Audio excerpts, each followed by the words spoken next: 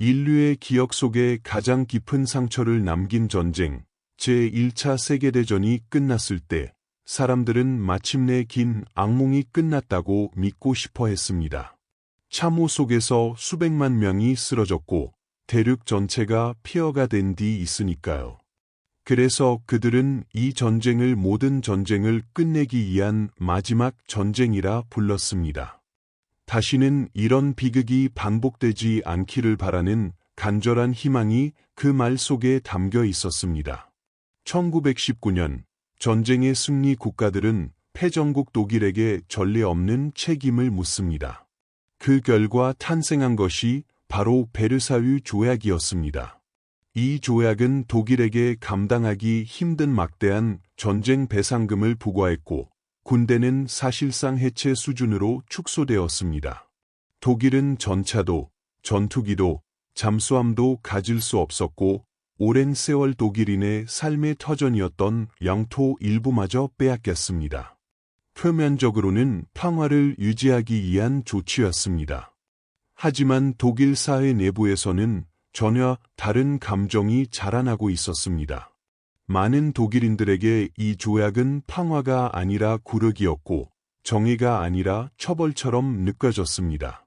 분노와 좌절, 그리고 언젠가는 반드시 대갚아주겠다는 복수심이 조롱이 쌓아갔습니다. 훗날 한 프랑스의 군 지도자가 이것은 평화가 아니라 20년짜리 휴전에 불과하다 라고 말했던 이유도 바로 여기에 있었습니다. 그 예언은 불행하게도 현실이 됩니다. 1929년 미국에서 시작된 대공황이 전 세계로 번져나가며 세계 경제를 무너뜨렸습니다. 공장은 문을 닫았고 은행은 파산했으며 수많은 사람들이 하루아침에 일자리를 잃었습니다. 특히 이미 베르사유 조약이라는 무거운 짐을 지고 있던 독일의 상황은 치명적이었습니다. 거리에는 실업자들이 넘쳐났고 빵 한 조각을 구하기 위해 줄을 서는 풍경이 일상이 되었습니다. 절망에 빠진 사회에서 사람들은 점점 한 가지를 갈망하게 됩니다. 이 혼란을 끝내줄 강력한 지도자, 모든 문제의 원인을 단순하게 설명해주고 다시 한번 자부심을 되찾아 주겠다고 약속하는 인물이었습니다. 바로 이 절망과 분노 속에서 이탈리아의 파시즘과 독일의 나치즘이 성장하기 시작했습니다. 그 중심에는 아돌프 히틀러라는 인물이 있었습니다. 그는 독일 국민들에게 과거의 영광을 되찾아 주겠다고 말했습니다. 일자리를 만들고 경제를 회복시키며 독일을 다시 위대한 나라로 만들겠다고 약속했습니다. 그는 베르사유 조약이 독일을 억압하기 위해 만들어진 불공정한 족쇄라고 주장했고 위대한 게르만 민족의 제국을 재건하겠다고 외쳤습니다. 1933년 히틀러는 마침내 독일의 총리가 되었고 곧이어 모든 정치적 권력을 손에 넣으며 절대적인 지도자의 자리에 오릅니다. 권력을 장악한 그는 더 이상 자신의 야망을 숨기지 않았습니다. 베르사유 조약은 부당하다며 일방적인 파기를 선언했고 비밀리에 진행하던 재무장을 공개적으로 시작했습니다. 군대는 빠르게 확대되었고 금지되어 있던 전차와 전투기, 잠수함이 다시 만들어지기 시작했습니다. 1936년 히틀러는 또 하나의 위험한 도박을 감행합니다. 조약에 의해 군대를 주둔시킬 수 없었던 비무장지대 라일란트의 독일군을 진주시킨 것입니다. 이는 명백한 조약 위반이었고 유럽 전체를 긴장 속에 몰아넣는 행동이었습니다.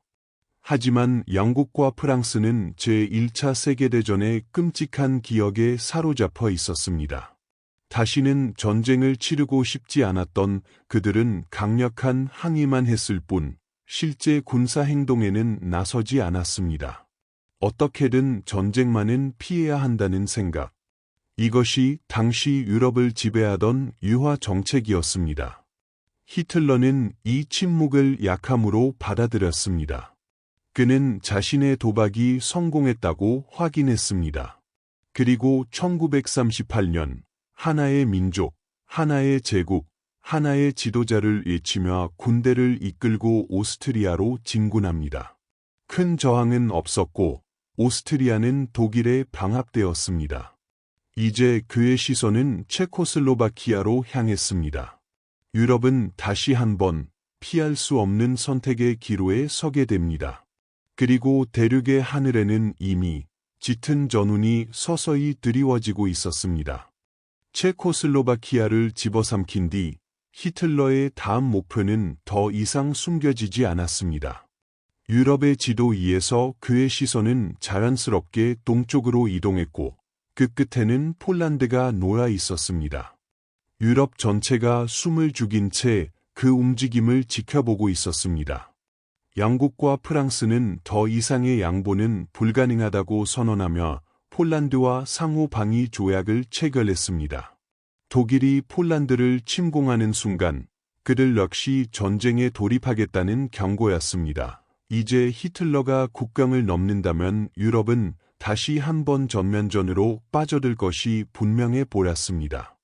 하지만 히틀러의 머릿속에는 단순한 승리의 그림만 있는 것은 아니었습니다. 그에게는 반드시 해결해야 할 하나의 문제가 있었습니다.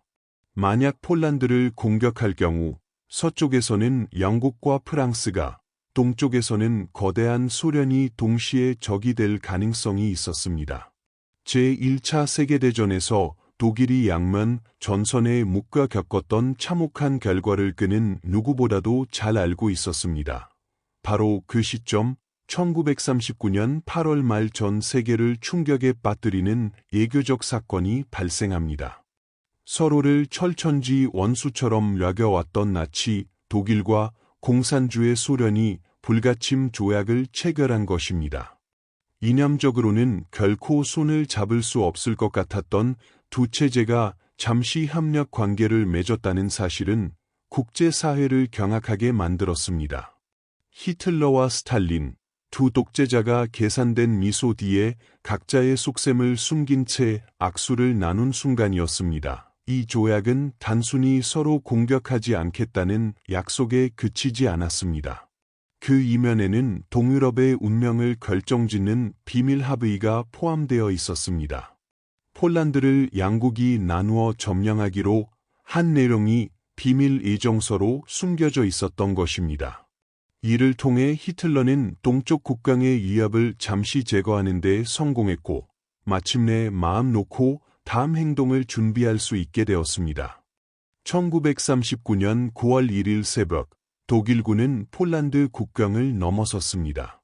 이 순간이 바로 제2차 세계대전의 시작이었습니다. 독일군은 이전 전쟁과는 전혀 다른 방식으로 싸웠습니다. 전차 부대가 빠른 속도로 방어선을 돌파하면 그 뒤를 따라 보병이 진입했고 하늘에서는 폭격기들이 적의 통신과 보급선을 무너뜨렸습니다. 이처럼 속도와 충격을 앞세운 전쟁 방식은 전격전이라 불리게 됩니다. 폴란드군은 용감하게 저항했지만 기병 2주의 낡은 전력으로 최신식 기갑 부대를 막아내기에는 한계가 있었습니다. 영국과 프랑스는 약속대로 독일에 선전포고를 했지만 폴란드를 구하기 위한 적극적인 군사행동은 취하지 못했습니다. 설상가상으로 불과 2주 뒤 소련군이 동쪽에서 폴란드를 침공하며 상황은 더욱 절망적으로 변했습니다.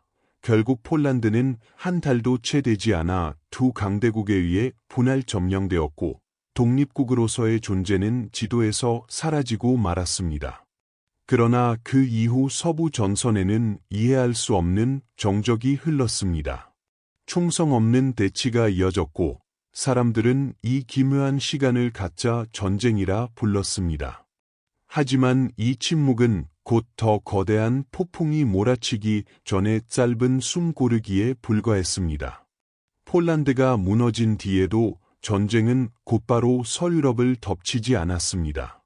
독일과 전쟁 상태에 들어간 영국과 프랑스는 국경 너머에서 침묵 속에 서로를 바라보고 있었습니다. 서부 전선에서는 총성 한 발 울리지 않았고 병사들은 참호 안에서 불안한 기다림을 이어갔습니다. 사람들은 이 기묘한 시기를 가짜 전쟁이라 불렀지만 그 고요함 속에는 곧 터질 폭풍의 기운이 숨어 있었습니다. 1940년 봄, 히틀러는 마침내 침묵을 깨뜨립니다. 이번 목표는 북유럽이었습니다. 덴마크와 노르웨이는 군사적으로는 작아 보였지만 전략적으로는 매우 중요한 지역이었습니다. 스웨덴에서 생산되는 질 좋은 철광석을 안정적으로 확보하고 양국 해군이 북해를 장악하지 못하게 막는 것이 히틀러의 계산이었습니다. 덴마크는 단 몇 시간 만에 행복했고 노르웨이는 격렬한 저항 끝에 2달 만에 독일군의 손에 들어갔습니다.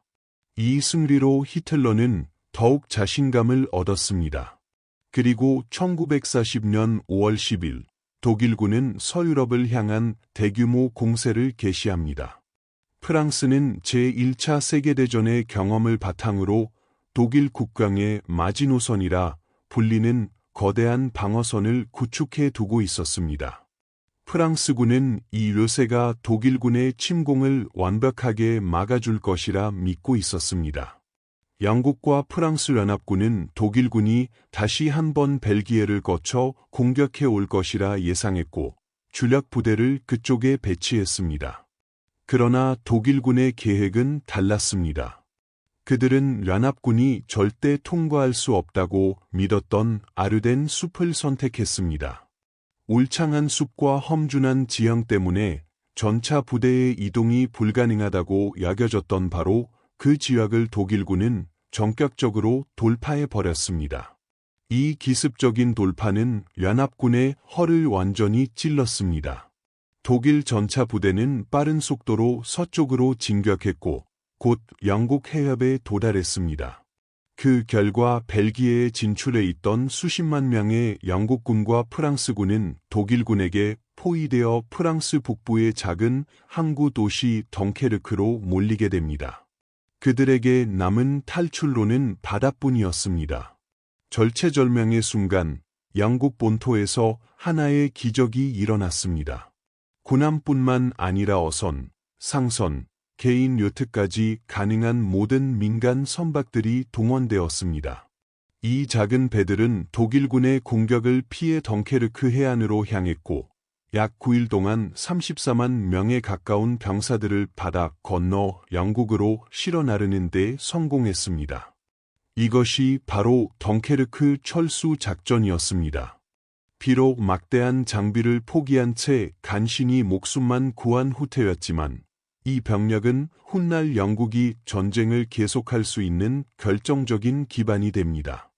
덩케르크 이후 영국의 새 총리가 된 윈스턴 처칠은 국민들에게 결연한 의지를 담은 연설을 전했습니다. 그는 해변에서, 들판에서, 거리에서 끝까지 싸우겠다고 선언하며 결코 항복하지 않겠다고 약속했습니다.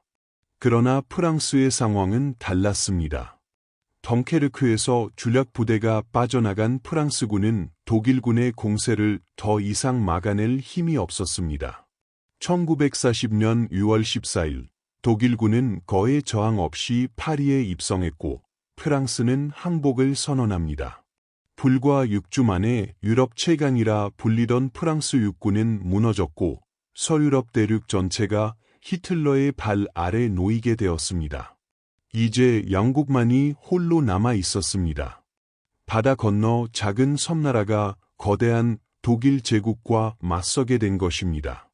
많은 사람들은 영국 역시 곧 굴복할 것이라 예상했습니다. 하지만 이 섬나라는 아직 포기할 생각이 없었습니다. 전쟁은 새로운 국면으로 접어들고 있었습니다. 프랑스가 무너진 뒤 유럽 대륙의 힘의 균형은 완전히 무너져 내렸습니다. 히틀러는 불과 몇 달 만에 대륙의 대부분을 장악했고 이제 그의 시선은 바다 건너 예롭게 저항하고 있는 영국으로 향했습니다. 프랑스마저 항복한 상황에서 세계 곳곳에서는 영국 역시 결국 독일과 타협하거나 항복할 것이라는 전망이 지배적이었습니다. 히틀러 또한 그렇게 믿고 있었습니다. 히틀러는 영국의 이른바 합리적인 평화를 제안했습니다. 그러나 그 평화의 내용은 사실상 항복과 다름없는 조건이었습니다. 독일의 패권을 인정하고 전쟁을 끝내자는 것이었습니다. 하지만 덩케르크 철수 직후 총리가 된 윈스턴 처칠은 타협할 생각이 전혀 없었습니다. 그는 라디오 연설을 통해 국민들에게 설령 이 섬이 고립되고 굶주리게 되더라도 결코 굴복하지 않겠다고 단호하게 선언했습니다. 영국이 물러서지 않자 히틀러는 분노했습니다. 그는 영국 본토 상륙 작전을 준비하라고 명령합니다. 이 작전은 바다사자 작전이라 불렸습니다. 하지만 독일 육군이 바다를 건너 영국에 상륙하기 위해서는 반드시 하나의 조건이 필요했습니다. 바로 하늘의 지배권이었습니다. 영국 공군을 무너뜨리지 못한다면 상륙은 불가능했습니다.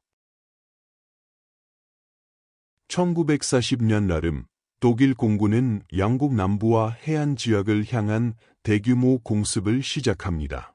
항구와 비행장, 레이더 기지가 주요 목표였습니다. 독일 공군의 의도는 명확했습니다. 영국 공군의 전투기 생산 능력과 지휘 체계를 파괴해 제공권을 장악하는 것이었습니다. 수백 대의 폭격기와 전투기가 매일같이 영국 상공을 뒤덮었습니다. 이에 맞서 영국의 젊은 조종사들은 낡고 부족한 전략에도 불구하고 하늘로 날아올랐습니다. 스피파이어와 허리케인 전투기를 탄 이들은 수적으로 훨씬 우세한 독일 공군과 맞서 싸웠습니다. 하루에도 여러 차례 출격을 반복하며 지칠 때까지 싸워야 했습니다. 독일 공군 지휘부는 며칠 안에 영국 공군을 완전히 괴멸시킬 수 있을 것이라 장담했지만 현실은 달랐습니다. 영국이 버텨낼 수 있었던 데에는 두 가지 중요한 이유가 있었습니다. 첫째는 레이더 기술이었습니다. 영국은 해안선을 따라 촘촘한 레이더망을 구축해 두고 있었습니다.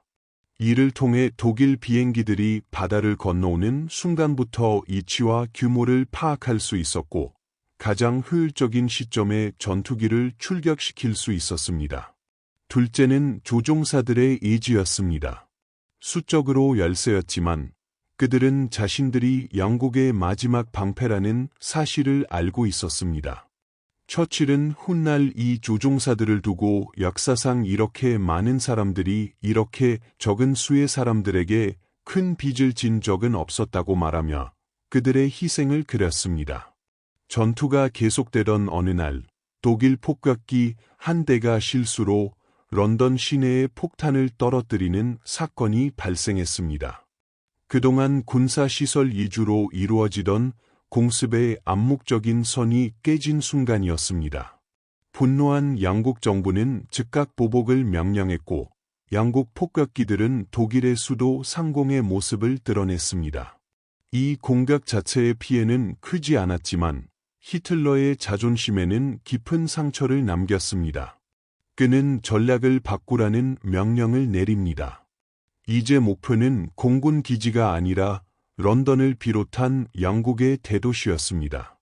이 결정은 전쟁의 흐름을 바꾸는 치명적인 실수가 되고 있었습니다. 1940년 9월 히틀러의 명령에 따라 독일 공군은 전략을 완전히 바꾸었습니다. 이제 목표는 더 이상 영국 공군 기지나 레이더 시설이 아니었습니다. 런던을 비롯한 대도시 전체가 공격 대상이 되었습니다. 이렇게 시작된 대규모 공습은 훗날 런던 대공습 혹은 블리츠라는 이름으로 기억되게 됩니다. 수백 대의 폭격기들이 밤마다 영국 상공을 뒤덮었고 도시는 불길과 연기로 가득 찼습니다. 폭격은 단발성이 아니었습니다. 무려 2달 가까이 거의 매일 밤 공습이 이어졌습니다.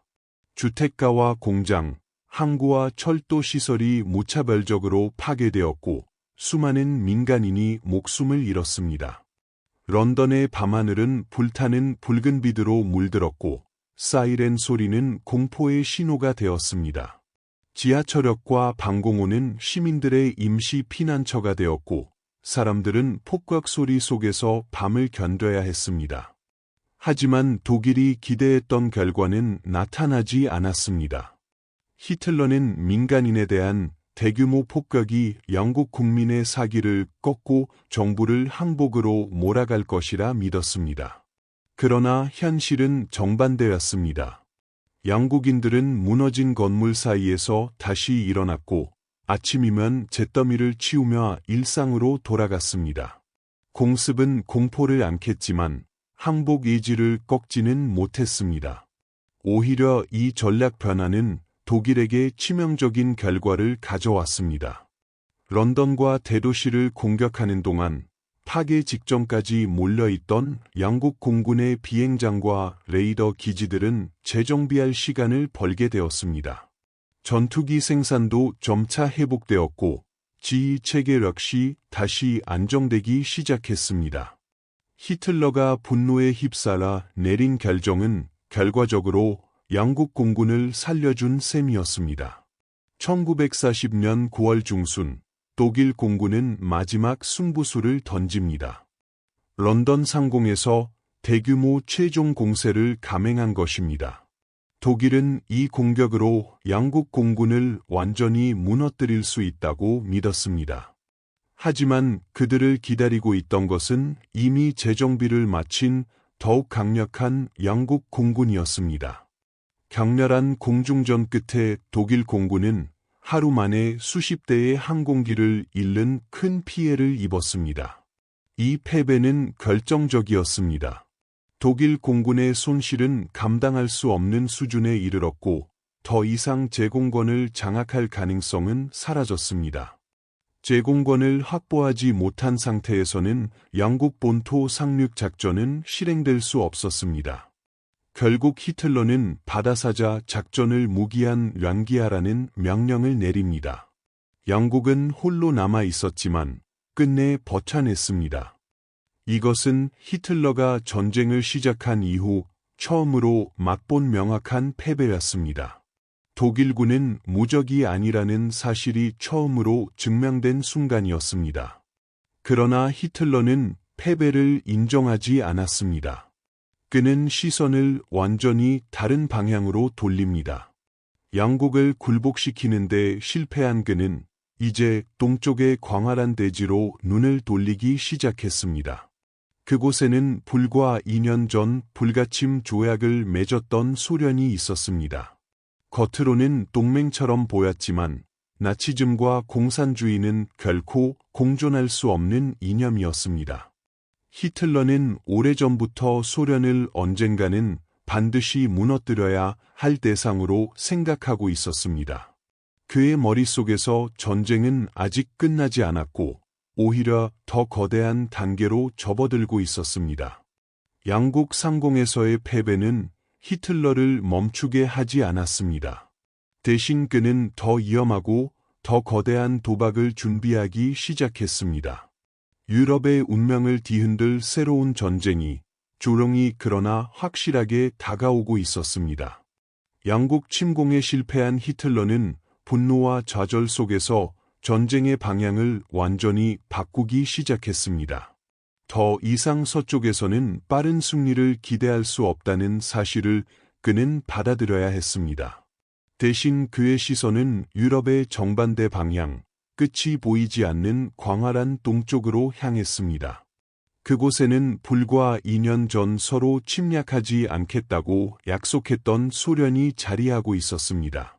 표면적으로 독일과 소련은 불가침 조약을 맺은 상태였지만 그 관계는 언제 무너질지 모르는 이태로운 균형 위에 놓여 있었습니다. 나치즘과 공산주의는 본질적으로 양립할 수 없는 이념이었고 히틀러는 오래전부터 소련을 언젠가는 반드시 정복해야 할 대상으로 생각하고 있었습니다.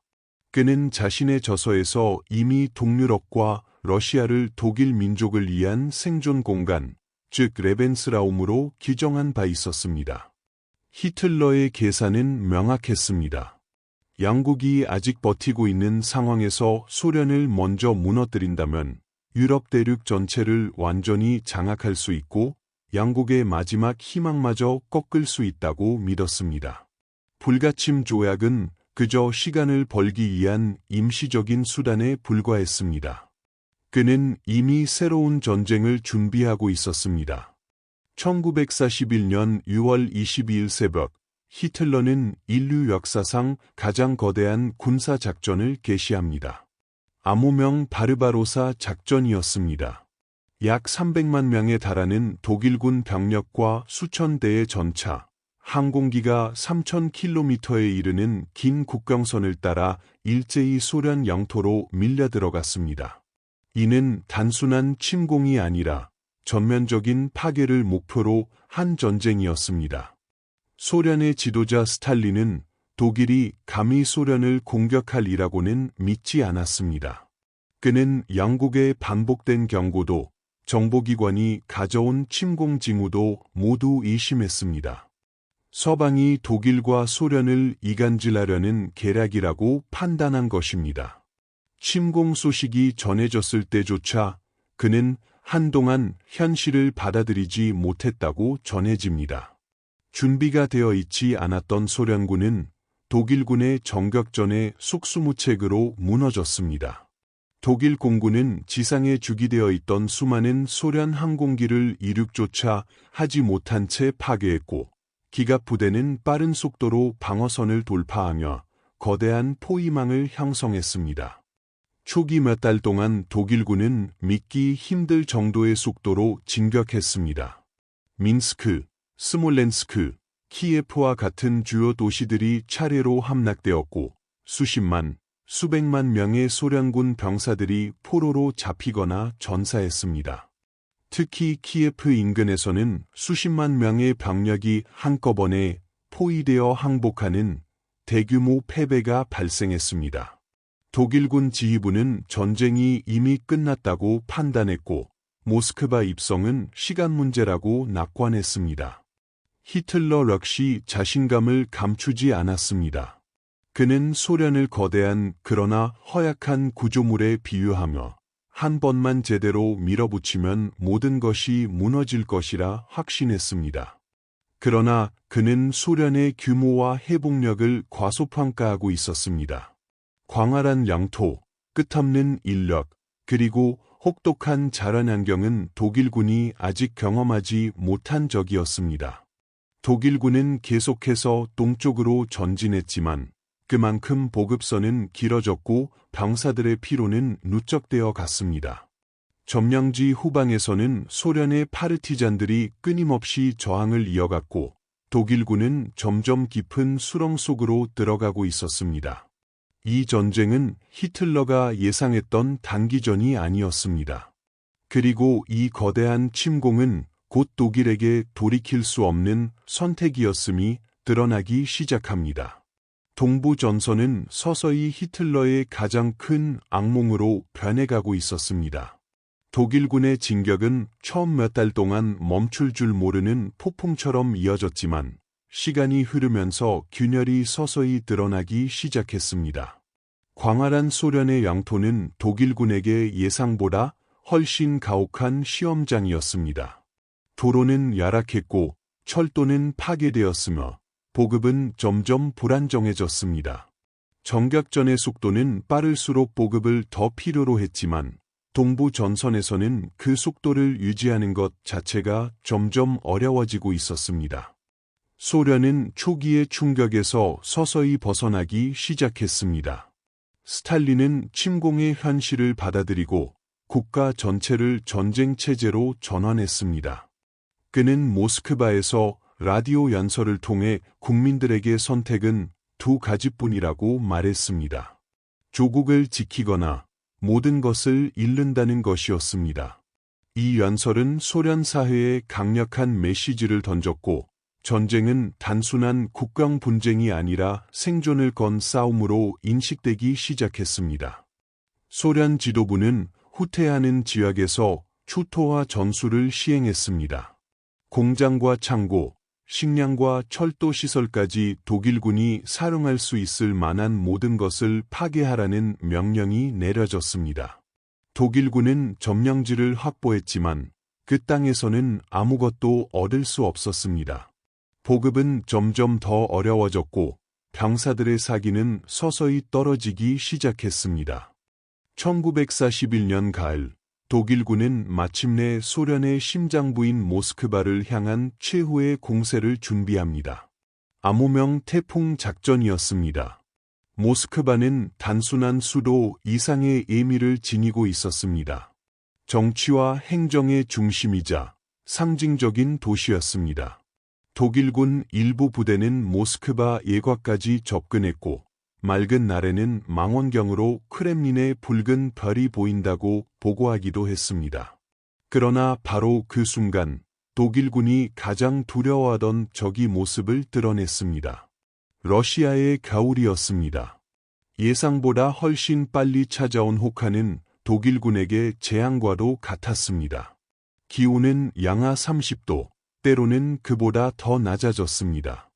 여름용 군복에 가까운 복장을 입고 있던 병사들은 추위를 견디지 못했고 수천 명이 동상과 저체온증으로 쓰러졌습니다.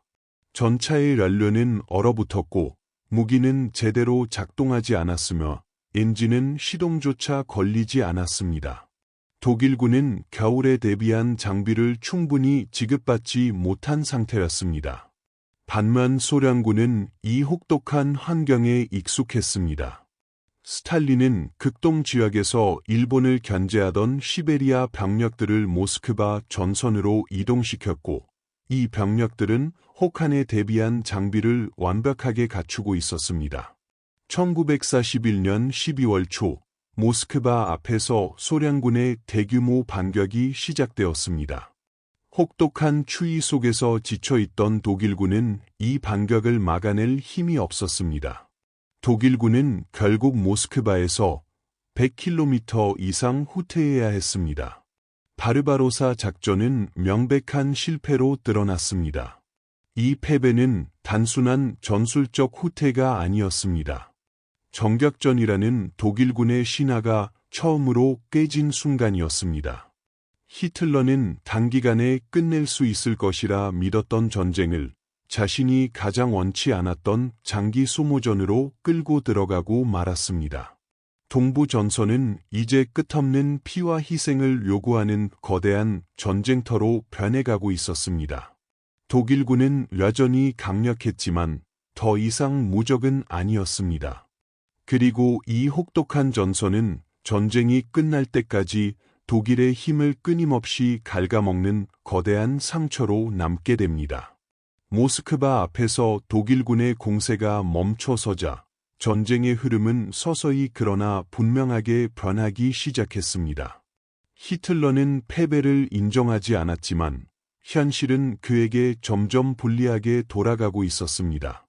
동부 전선에서 독일군은 더 이상 빠르게 전진하지 못했고 혹독한 겨울과 끝없는 보급 문제, 그리고 소련군의 완강한 저항 속에서 점점 소모되어 갔습니다. 전쟁은 이제 단기간에 끝날 싸움이 아니었습니다. 1942년이 박자 히틀러는 새로운 전략을 세웁니다. 모스크바를 직접 점령하는 대신 남부로 방향을 틀어 소련의 경제적 심장을 노리기로 한 것입니다.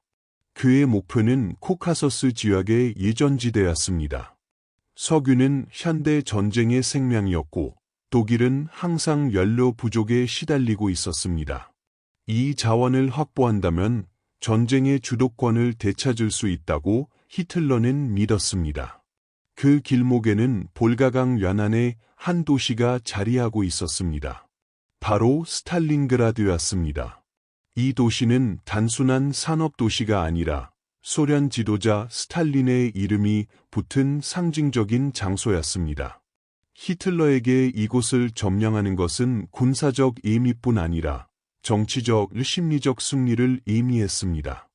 그는 이 도시를 반드시 차지하겠다고 결심했습니다. 1942년 나름 독일 제6군은 스탈린그라드를 향해 진격을 시작했습니다. 소련 역시 이 도시를 결코 포기할 수 없었습니다. 스탈린은 볼가강 뒤에는 더 이상 물러설 땅이 없다고 선언하며 도시 사수를 명령했습니다. 이렇게 해서 인류 역사상 가장 잔혹한 시가전 중 하나가 시작됩니다. 독일군의 폭격으로 도시는 빠르게 폐허로 변했습니다. 공장과 주택, 학교와 병원이 무너졌고 잔해 속에서 병사들은 건물 하나, 방 하나, 계단 한 칸을 두고 피비린내 나는 전투를 벌였습니다. 전선은 하루에도 수차례 바뀌었고 같은 장소가 수십 번씩 주인이 바뀌기도 했습니다.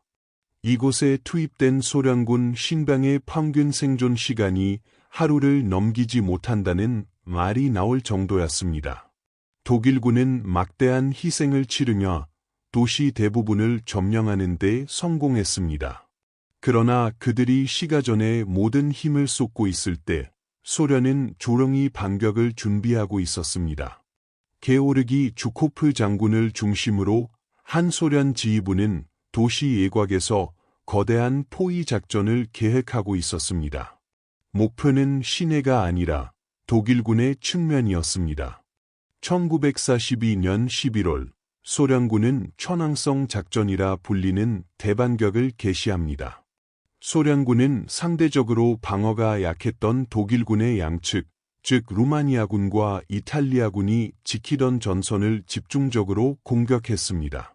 이 방어선을 빠르게 무너졌고 소련군은 순식간에 독일 제6군의 뒤로 돌아 들어갔습니다. 불과 며칠 만에 독일군은 완전히 포위되었습니다. 약 30만 명에 달하는 병력이 스탈린그라드 안에 갇히게 된 것입니다.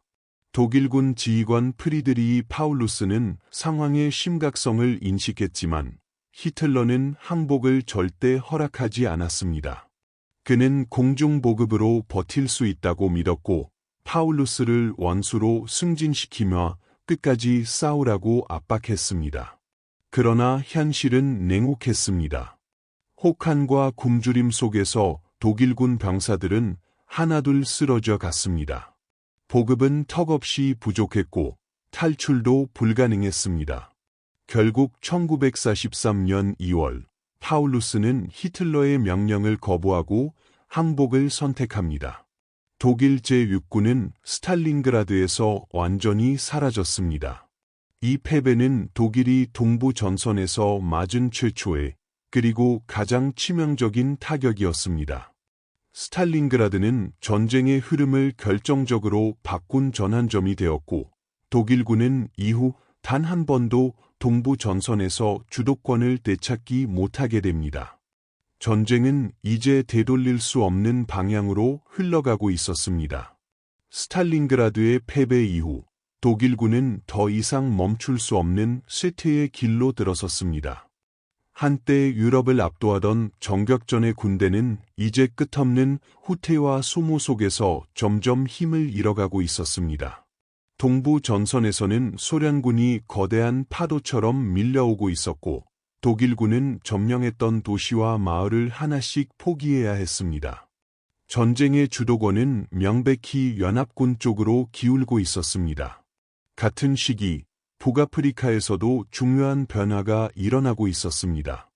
사막의 여우라 불리며 연합군을 공포에 떨게 했던 독일의 에르빈 롬멜 장군은 이집트를 향해 진격하며 수에즈 운하를 위협하고 있었습니다. 만약 이 운하가 독일의 손에 넘어간다면 양국은 중동의 석유 공급을 잃고 전쟁 수행 능력에 치명적인 타격을 입을 수밖에 없는 상황이었습니다. 1942년 가을 이집트의 작은 철도 마을 예라라 메인에서 운명이 달렸습니다. 새로 부임한 영국군 사령관 버나드 몽고메리 장군은 이전과는 다른 접근을 택했습니다. 그는 무리한 공격을 피하고 충분한 병력과 물자가 준비될 때까지 기다렸습니다. 그리고 마침내 모든 조건이 갖춰졌다고 판단했을 때 압도적인 화력으로 반격을 시작했습니다. 예랄라메인 전투에서 독일군은 처음으로 결정적인 패배를 맛보았습니다. 롬멜의 군대는 용감했지만 길게 늘어진 보급선과 연합군의 물량을 감당할 수 없었습니다.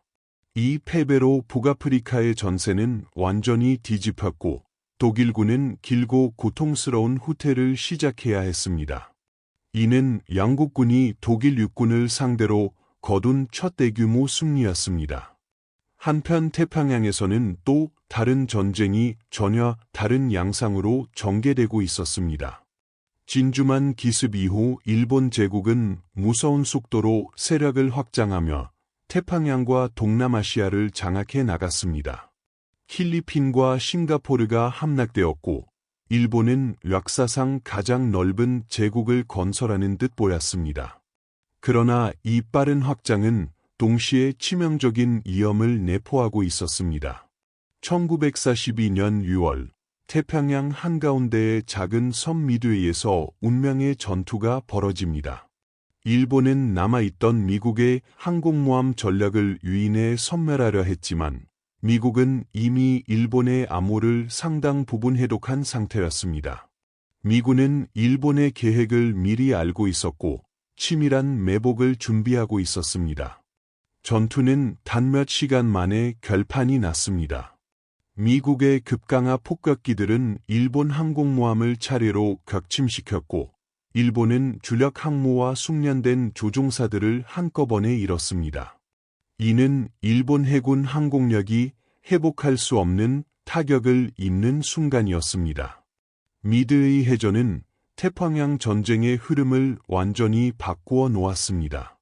이처럼 1942년은 전쟁 전체에서 결정적인 전환의 해였습니다.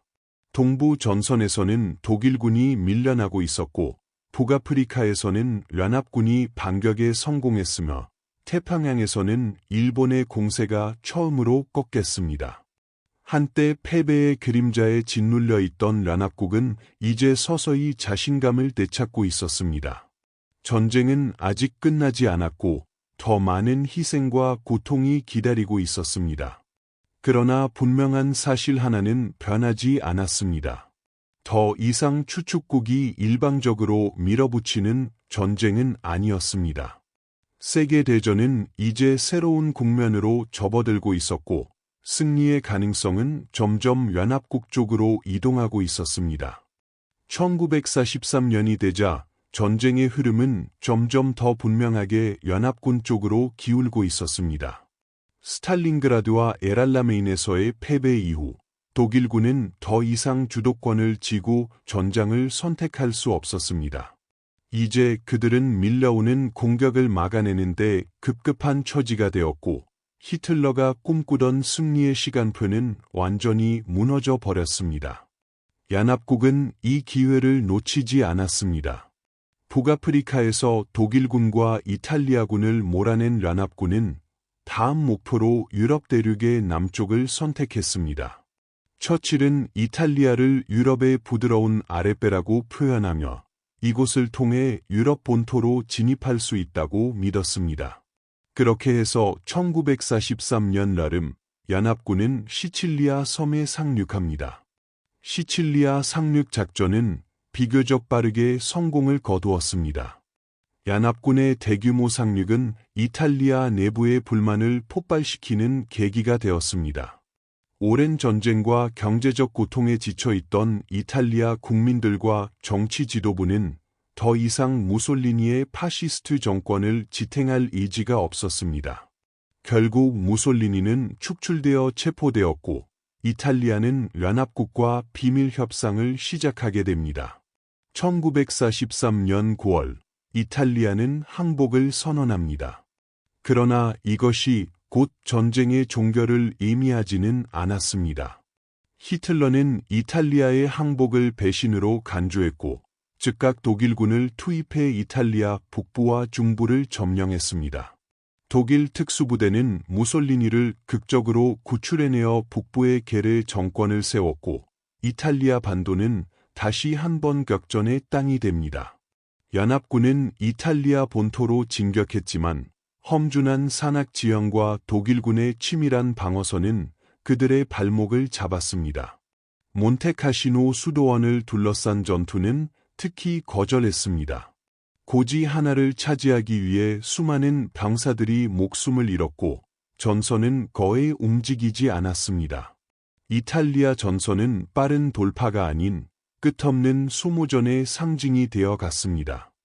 한편 동부 전선에서는 소련군의 반격이 거대한 물결처럼 이어지고 있었습니다. 스탈린그라드 이후 소련군은 독일군을 서쪽으로 몰아내며 하나씩 도시를 탈환해 나갔습니다. 이 과정에서 독일군은 막대한 인명과 장비를 잃었고 더 이상 회복할 수 없는 손실을 입게 됩니다. 히틀러는 후퇴를 허락하지 않았지만 현실은 명령을 따르지 않았습니다. 소련의 지도자 스탈린은 서방연합국에게 끊임없이 요구했습니다. 유럽 서부에서 제2의 전선을 열어 독일군의 부담을 분산시켜 달라는 것이었습니다. 동부 전선에서 독일군의 대부분을 상대하고 있던 소련에게 이는 생존의 문제였습니다. 영국과 미국 역시 언젠가는 서부 전선을 열어야 한다는 사실을 알고 있었지만 그 시기와 방식은 신중하게 선택해야 했습니다. 1944년을 앞두고 연합국은 역사상 가장 거대한 작전을 준비하기 시작합니다.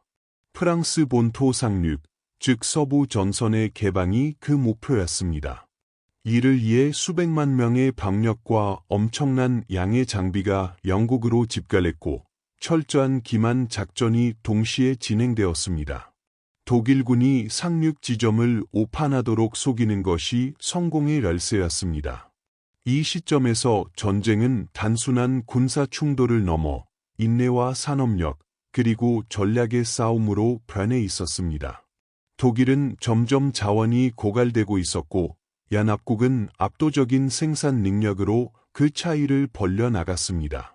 아직 결정적인 일격은 가해지지 않았지만 전쟁의 끝이 서서히 모습을 드러내기 시작하고 있었습니다. 1944년 6월 오랜 준비 끝에 연합군은 마침내 서부 전선의 문을 열었습니다. 노르망디 상륙 작전은 단순한 군사 작전이 아니라 전쟁 전체의 향방을 결정짓는 거대한 도박이었습니다. 새벽의 어둠을 뚫고 수천 척의 함선이 프랑스 해안을 향해 움직였고 하늘에서는 수많은 공수부대원들이 독일군 방어선 뒤편으로 낙하했습니다. 이 날은 훗날 가장 긴 하루라 불리게 됩니다. 상륙 초기, 특히 오마 해변에서는 상상하기 힘든 참상이 벌어졌습니다. 독일군의 기관총 사격 속에서 수많은 병사들이 바다 위에서 쓰러졌고 해변은 순식간에 피로 물들었습니다. 그러나 병사들은 멈추지 않았습니다. 공포와 혼란 속에서도 그들은 한 걸음씩 앞으로 나아가고 막대한 희생 끝에 마침내 교두보를 확보하는 데 성공했습니다. 이 순간 독일군은 더 이상 전쟁을 되돌릴 수 없게 되었습니다. 노르망디에 발판을 마련한 연합군은 프랑스 내륙으로 진격을 시작했습니다. 울창한 생울타리 지형에서는 치열한 소모전이 이어졌지만 압도적인 병력과 물자를 앞세운 연합군의 전진은 멈추지 않았습니다. 결국 1944년 8월 파리는 해방되었고 수년간 점령에 시달렸던 시민들은 거리로 쏟아져 나와 자유를 맞이했습니다. 유럽의 해방은 이제 현실이 되고 있었습니다. 하지만 히틀러는 마지막까지 포기하지 않았습니다. 1944년 겨울, 그는 서부 전선에서 마지막 반격을 감행합니다. 눈 덮인 아르덴 숲을 통해 기습적으로 공격한 이 작전은 연합군을 일시적으로 혼란에 빠뜨렸습니다. 고립된 부대들은 혹독한 추위 속에서 버텨야 했고 전쟁이 다시 길어질지도 모른다는 불안이 퍼졌습니다. 그러나 연합군은 결국 이 공격을 막아냈고 독일군은 회복할 수 없는 손실을 입었습니다. 1945년이 밟았을 때 독일의 패배는 사실상 시간 문제가 되었습니다. 서쪽에서는 연합군이 라인강을 넘어 독일 본토로 진입했고 동쪽에서는 소련군이 무서운 속도로 베를린을 향해 진격해 오고 있었습니다. 독일의 도시는 밤낮 없이 폭격에 시달렸고 전쟁을 지탱할 산업 기반은 붕괴되고 있었습니다. 4월, 소련군은 베를린에 대한 최종 공세를 시작했습니다. 거리마다 격렬한 전투가 벌어졌고 폐허가 된 도시에서 마지막 저항이 이어졌습니다. 그러나 결과는 바뀌지 않았습니다. 지하 벙커에 숨어있던 히틀러는 현실을 받아들이지 못한 채 절망 속에서 생을 마감했고 독일은 무조건 항복을 선언합니다. 유럽을 피로 물들었던 전쟁은 마침내 끝났습니다. 그러나 전쟁은 아직 완전히 끝나지 않았습니다. 태평양에서는 일본이 끝까지 항복을 거부하고 있었고 전투는 더욱 격렬해졌습니다. 이오지마와 오키나와에서는 군인뿐 아니라 수많은 민간인들이 희생되었습니다. 미군은 일본 본토 상륙 작전을 준비하며 그 대가가 상상을 초월할 것이라 예상했습니다. 이때 미국은 전쟁의 성격을 완전히 바꿀 선택을 하게 됩니다. 오랜 시간 비밀리에 진행되었던 프로젝트를 통해 인류는 이전에 존재하지 않았던 무기를 손에 넣었습니다. 원자폭탄이었습니다. 1945년 8월, 단 2번의 투하로 2개의 도시는 순식간에 사라졌고 수많은 생명이 희생되었습니다. 이어 소련이 참전하자 일본은 더 이상 버틸 수 없다는 사실을 깨닫게 됩니다. 8월 15일, 일본은 항복을 선언했습니다. 1939년 시작되어 6년 동안 전 세계를 휩쓴 전쟁은 이렇게 막을 내렸습니다. 수천만 명이 목숨을 잃었고 인류는 상상조차 할 수 없었던 파괴와 비극을 경험했습니다. 동시에 세계는 완전히 새로운 질서로 접어들었습니다. 제국의 시대는 막을 내렸고 냉전이라는 또 다른 긴장이 서서히 시작되고 있었습니다. 제2차 세계대전은 단순한 과거의 사건이 아닙니다. 그것은 인간이 어디까지 파괴적일 수 있는지, 그리고 동시에 어떤 희생을 치르고서라도 다시 일어서려는 의지를 가질 수 있는지를 보여준 역사였습니다. 깊은 밤, 이 이야기를 다시 들려주는 이유는 단 하나입니다. 같은 비극이 다시는 반복되지 않기를 바라는 인간의 기억 때문입니다. 1939년 9월, 한 나라의 국경을 넘은 군대의 발걸음은 곧 전 세계를 뒤흔든 거대한 비극의 시작이 되었습니다. 6년에 걸친 제2차 세계대전은 전장과 도시, 바다와 하늘을 가리지 않고 인류를 시험대에 올려놓았습니다. 수많은 군인과 민간인이 목숨을 잃었고 인간의 이성이 어디까지 무너질 수 있는지를 보여주는 참혹한 범죄들이 자행되었습니다. 전쟁이 끝났을 때 유럽의 오래된 제국들은 사라졌고 세계는 완전히 다른 질서 속으로 들어섰습니다.